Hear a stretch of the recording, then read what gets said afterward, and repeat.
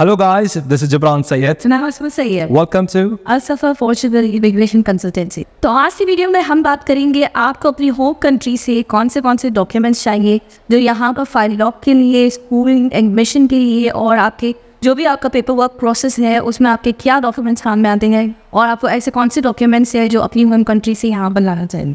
बिल्कुल, आज की वीडियो में हम तफसील से आपको बताएंगे कि यहाँ पे माइग्रेट होने से पहले कौन से डॉक्यूमेंट, चाहे आपकी होम कंट्री हो या फिर रेसिडेंट कंट्री हो जहाँ पे भी आप रह रहे हैं, जैसे कि गल्फ में अगर आप रह रहे हैं, जीसीसी में आप कहीं रह रहे हैं, कहीं और अगर आप रह रहे हैं तो वहाँ का भी आपको क्या क्या आपको लेके आना है। आज की वीडियो में हम आपको तफसील से ये बताने वाले हैं। वीडियो शुरू करने से पहले आप सभी से गुजारिश, रिक्वेस्ट और विनती है कि अगर आप लोग नए हैं तो प्लीज़ आप लोग ये वीडियो को लाइक करें, शेयर करें, सब्सक्राइब करें और ज़्यादा से ज़्यादा ये वीडियो को शेयर करें। जो लोग यहाँ पर आना चाहते हैं, पोर्चुगल की इमिग्रेशन लेना चाहते हैं, जो यहाँ का पेपर वर्क करना चाहते हैं, उन सभी को फ़ायदा होगा।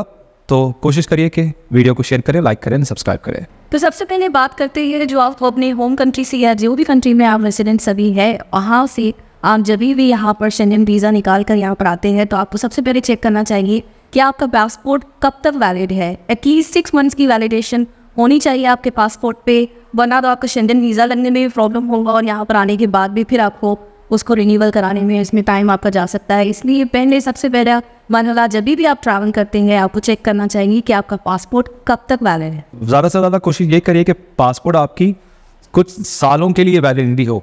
जैसे कि अगर आपको नया पासपोर्ट है 10 साल की वैलिडिटी होती है, 5 साल की, क्योंकि यहाँ पे आने के बाद ठीक है इंडियन एम्बेसी में आपकी फिर रिन्यू हो जाती है। नया पासपोर्ट रिन्यूअल के लिए आप डाल सकते हैं जब आपकी सेफ एंट्री वगैरह हो जाती है। लेकिन कोशिश ये करिए कि आने से पहले अपने पासपोर्ट की जो वैलिडिटी है ज़्यादा से ज़्यादा साल के लिए रखें। कुछ महीनों के लिए, 6 महीने के लिए नहीं, 6 महीने के लिए तो रिक्वायरमेंट है शेंजन वीज़ा के लिए। लेकिन अगर आप यहाँ पे आ रहे हैं लॉन्ग टर्म पे और काफ़ी टाइम आपके यहाँ पे स्पेंड करने वाले हैं, वापस इंडिया, पाकिस्तान, बांग्लादेश, नेपाल या फिर जीसीसी में जो रहते हैं वापस अगर नहीं जाने वाले हैं, तो आपको कोशिश ये करनी है कि आपके अपना पासपोर्ट की वैलिडिटी कुछ ज़्यादा अरसे के लिए रखनी ज़रूरी है। तो जब भी आप ट्रैवल करना चाहते हैं या तो आप पोर्चुगल आ रहे हैं या जहाँ भी कहीं भी आप ट्रैवल कर रहे हैं तो आपका पासपोर्ट हमेशा वैलिड रहना चाहिए। स्पेशली जब आप शेंजन के लिए अप्लाई करते हैं या D2 के लिए, D7 के लिए, जो भी वीज़ा आप अप्लाई करते हैं उसके लिए सबसे पहला मरहला जो होता है वो होता है पासपोर्ट। तो आपका पासपोर्ट वैलिड होना चाहिए। ऐसा नहीं कि आपका प्रोसेस स्टार्ट हो गया फिर आप चेक कर रहे हैं सिर्फ 3 महीने की, 6 महीने की वैलिडिटी बाकी है, तो फिर आकर यहाँ पर टाइम काफ़ी आपका जा सकता है इस चीज़ में। तो आने से पहले उसको रिव्यू आप ज़रूर करवा कर आए। अच्छा, पासपोर्ट के बाद जो दूसरा डॉक्यूमेंट है जो कि मेरे ख्याल से बहुत ज़्यादा इंपॉर्टेंट डॉक्यूमेंट है, अगर आपको इमिग्रेशन चाहिए पोर्चुगल की तो उसके लिए जो बहुत इंपॉर्टेंट डॉक्यूमेंट है वो है PCC, पुलिस कैरेक्टर सर्टिफिकेट या police clearance certificate, criminal record certificate. अलग अलग जगहों पे उसका नाम अलग अलग है। तो अगर आप जीसीसी से आ रहे हैं आप या फिर इंडिया से आ रहे हैं, पाकिस्तान से आ रहे हैं, कहीं से भी आ रहे हैं, इंडिया वालों के लिए, पाकिस्तान वालों के लिए, बांग्लादेश, नेपाल वालों के लिए सिर्फ उनकी खुद की कंट्री का PCC लाना है। लेकिन अगर आप जीसी से आ रहे हैं, दुबई, सऊदी, कतर, ओमान, यहाँ से अगर आप कहीं से भी अगर आप आ रहे हैं तो आपको अपनी खुद की कंट्री का भी PCC लेना है और आपको जहाँ के भी आप रेसिडेंट हैं, गल्फ कंट्री में से जो भी कंट्री का आप रेसिडेंट है तो वहाँ का भी आपको PCC लेना है। अब PCC को आगे क्या करना है वो बताएंगे मिसेस जिब्रान। PCC आपको नॉट जस्ट आपका लाना है, आपकी फैमिली का। अगर आपकी वाइफ ही आपके साथ आ रही है तो वाइफ का भी PCC आपको चाहिए। आपके बच्चे अगर जो भी 16 ईयर्स के अबाव है उन सबका आपको पुलिस क्लियरेंस चाहिए। तो ये सारे डॉक्यूमेंट्स आपको लाने हैं, वाइफ की भी, बच्चों की, आपकी खुद की PCC भी आपको साथ में कैरी करनी है। बिल्कुल, बहुत ज़्यादा इंपॉर्टेंट है। जो भी अडल्ट है, जो भी 16 साल की उम्र से ऊपर है, उन सब की PCC लाना है। ये नहीं कि जो मेन एप्लीकेंट है सिर्फ उनकी PCC, जितने भी लोग हैं जो भी अडल्ट हैं उनकी PCC बहुत ज़्यादा इंपॉर्टेंट है। It has to be address to Portugal and for Portugal immigration purpose. ये आपको मेंशन करना, चाहे दुबई वाली PCC हो या फिर इंडिया वाली, पाकिस्तान वाली PCC हो। इसके ऊपर रीज़न क्या है, क्या रीज़न से आपको अप्लाई करना है for the immigration of Portugal, ये लिखना आपको बहुत ज़्यादा ज़रूरी है। तो PCC के साथ पहली चीज़ तो अगर आप इंडिया से आ रहे हैं तो वहाँ से नोटरी होगी। आप कहीं से भी अगर आ रहे हैं, पाकिस्तान से भी मेरे ख्याल से नोटरी होगी। पहले नोटरी होगी, उसके बाद फिर मुफा होगा, मिनिस्ट्री ऑफ फॉरेन अफेयर्स से उसकी अटेस्टेशन होगी। PCC हो गया। PCC सिर्फ आपने निकाल ली है दुबई से या फिर इंडिया से, पाकिस्तान से। अब उसका करना क्या है? PCC सिर्फ वो पेपर जो है वैलिड नहीं है, उसको आपको मुफा कराना होता है मिनिस्ट्री ऑफ फॉरेन अफेयर्स से। अगर आप यूएई में रहते हैं तो मिनिस्ट्री ऑफ फॉरेन अफेयर्स से उसको मुफा कराना है, उसकी अटेस्टेशन कराना है। इंडिया पाकिस्तान में रहते हैं तो भी आपको मिनिस्ट्री ऑफ फॉरेन अफेयर्स से आपकी PCC की अटेस्टेशन करनी है। चाहे दोनों भी कंट्रीज़ के, आप अगर इंडियन है पाकिस्तानी है तो वहाँ की भी PCC लेनी है, और आपको GCC जो भी मुल्क में आप रह रहे हैं बाहर कहीं और, वहाँ की भी आपको PCC लेनी है और उसकी मुफा कराना है मिनिस्ट्री ऑफ फॉरेन अफेयर्स से अटेस्टेशन। PCC का इंशाअल्लाह ताला होप करता हूँ कि आप लोग समझ गए होंगे। PCC के बाद आती है डॉक्यूमेंट, बारी आती है ड्राइविंग लाइसेंस की।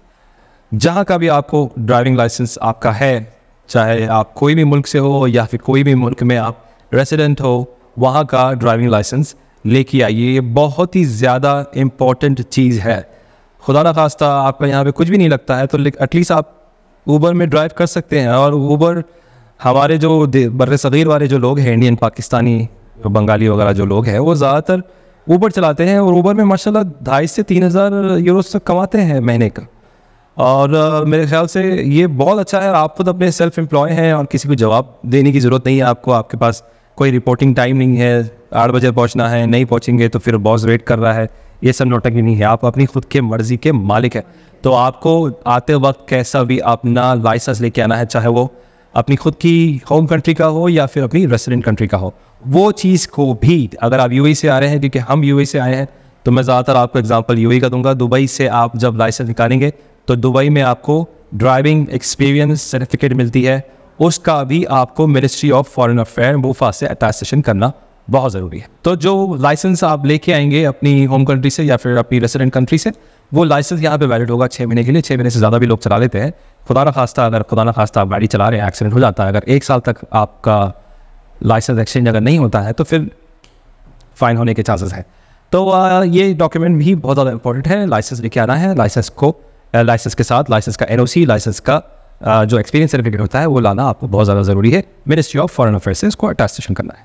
और आपके साथ जब बच्चे आते हैं तो बच्चों के साथ साथ आपको स्कूल में एडमिशन ऐसे ही नहीं मिल जाएगा। आपको अपनी होम कंट्री से, आप जहाँ से भी आ रहे हैं या बच्चे जहाँ से भी पढ़ते हैं, जो भी कंट्री में आप उनको पढ़वा रहे हैं, वहाँ से उनकी स्कूल लिविंग सर्टिफिकेट आपको लेकर आना है। और स्कूल लिविंग सर्टिफिकेट के ऊपर ये मेंशन होना चाहिए कि इन्होंने 5th ग्रेड पास करते हैं वो 6 में जा रहे हैं, या 10th पास करते वो 11 में जा रहे हैं। जो भी ग्रेड है वो उस पर मेंशन होनी चाहिए, तो वो भी आपको लाना है। उनकी मार्क्सशीट होती है स्कूल की, स्कूल से जो दी जाती है, मार्कशीट भी आपको लेकर आनी है। जब आपकी सर्टिफिकेट्स आपके पास आ जाएंगी तो आपको इन सर्टिफिकेट्स पे अपोस्टल कराना है मिनिस्ट्री ऑफ फॉरेन अफेयर्स से। ये दोनों सर्टिफिकेट्स को, जो स्कूल लिविंग सर्टिफिकेट्स है एंड मार्कशीट, दोनों पे भी आपको अपोस्टल करवाना है। उसके बाद अपोस्टल होने के बाद फिर आपको एजुकेशन सर्टिफिकेट को मिनिस्ट्री ऑफ एजुकेशन से अटेस्टेशन करवानी है। एक तो मुफा करना है और एक मिनिस्ट्री ऑफ एजुकेशन से भी अपोस्टल करनी है। बच्चों के लिए आपको स्पेशली चाहिए स्कूल लिविंग सर्टिफिकेट। जब भी आप यहाँ पर आते हैं तो उनके स्कूल से आपको स्कूल लिविंग सर्टिफिकेट चाहिए, जिसके ऊपर खास तौर से ये मेंशन होना चाहिए, क्योंकि यहाँ पर थोड़ी सी लैंग्वेज बैरियर है, तो क्लियरली लिखा हुआ होना चाहिए उस पे कि बच्चे 5th से 6th ग्रेड में जा रहे हैं या 7th से 8th में जा रहे हैं। जो भी क्लास उन्होंने लास्ट पढ़ी है वो मेंशन होनी चाहिए कि उन्होंने उसको पास की और वो नेक्स्ट क्लास में जाने के लिए eligible है। Absolutely, and it has to be in English language. It should be in English language. क्योंकि यहाँ पे आने के बाद वो इंग्लिश लैंग्वेज की ट्रांसलेट होती है पोर्चुगीज़ लैंग्वेज में। हमारे पास वो सर्विस होती है, वो हमारे ऑफिस में वो सर्विस होती है जिसको इंग्लिश से फिर हम आपको ट्रांसलेट करके देते हैं with the stamps and everything, notary वगैरह उसके ऊपर करके देते हैं। मार्कशीट की चार्जेस ज़्यादा है और TC जिसे कहते हैं, स्कूल लिविंग सर्टिफिकेट जिसे कहते हैं, उसकी चार्जेस मार्कशीट की चार्जेस से कम है। तो ये चीज़ आपको जहन में बहुत ज़्यादा रखना है, स्पेशली फ्रॉम पाकिस्तान से, बांग्लादेश से अगर आप आ रहे हैं तो बंगाली में या उर्दू में ये नहीं होना चाहिए, या फिर इंडिया से भी अगर आप आ रहे हैं तो तेलुगु, मराठी, ये वो उसमें नहीं होना चाहिए। It has to be in English. English में बराबर हर चीज़ क्लियर होनी चाहिए। यहाँ पे आने के बाद उसकी ट्रांसलेशन आसान हो जाती है। अगर आप दूसरी ज़बान में लेके आते हैं तो वो बहुत ज़्यादा मुश्किल हो जाएगी यहाँ पे, और बहुत ज़्यादा महंगा प्रोसेस है उसको ट्रांसलेट करने का दूसरी ज़बान में। अरबिक में अगर आप लेके आते हैं तो बहुत ज़्यादा महंगा प्रोसेस है वो। तो बच्चों की अलग से आप फाइल बनाए, उनकी स्कूल लिविंग सर्टिफिकेट होनी चाहिए, उसमें मार्कशीट होनी चाहिए, उनकी जो बर्थ सर्टिफिकेट्स है वो उसमें लाजिम आप कैरी करें, और आप उनके जो भी डॉक्यूमेंट्स है वैक्सीनेशन अलग रखिए। और वैक्सीनेशन सर्टिफिकेट भी बहुत ज़्यादा इंपॉर्टेंट है। जब आप स्कूल में उनका एडमिशन लेते हैं, वो लेटर ऑन प्रोसेस है, स्टार्टिंग में वो लोग नहीं पूछते हैं, लेकिन उनकी जो बर्थ सर्टिफिकेट होती है, वैक्सीनेशन कार्ड्स होते हैं, जो उनका वैक्सीनेशन जो पूरी बुक जो बनी होती है, वो सारे वो लोग यहाँ पर भी वो वैक्सीनेशन कंटिन्यू करते हैं। तो वो सारे आप डॉक्यूमेंट साथ में अपने लेकर आए। तो ये सब डॉक्यूमेंट्स हैं जो आपको आते वक्त ये लेके आना बहुत ज़्यादा ज़रूरी है। आपकी PCCs, आपकी एजुकेशन सर्टिफिकेट्स, बच्चों की एजुकेशन सर्टिफिकेट्स, उनकी वैक्सीनेशंस, ड्राइविंग लाइसेंस, ये जो कुछ इंपॉर्टेंट चीज़ें, पासपोर्ट वैलिड पासपोर्ट जिसकी वैलिडिटी ज़्यादा हो, तो ये सब चीज़ें बहुत ज़्यादा इंपॉर्टेंट है अगर आप यहाँ पे माइग्रेट होना चाहते हैं, यहाँ की अगर इमिग्रेशन लेना चाहते हैं। हर डॉक्यूमेंट पे PCCs वगैरह याद रखिए। It has to be address to Portugal and for Portugal immigration purpose. उम्मीद करता हूँ कि आज की वीडियो आपको पसंद आई होगी। अगर आपको पसंद आई है तो please don't forget to like, share and subscribe to the channel. मैं हूँ Jibran Syed. Say. Peace be upon you all.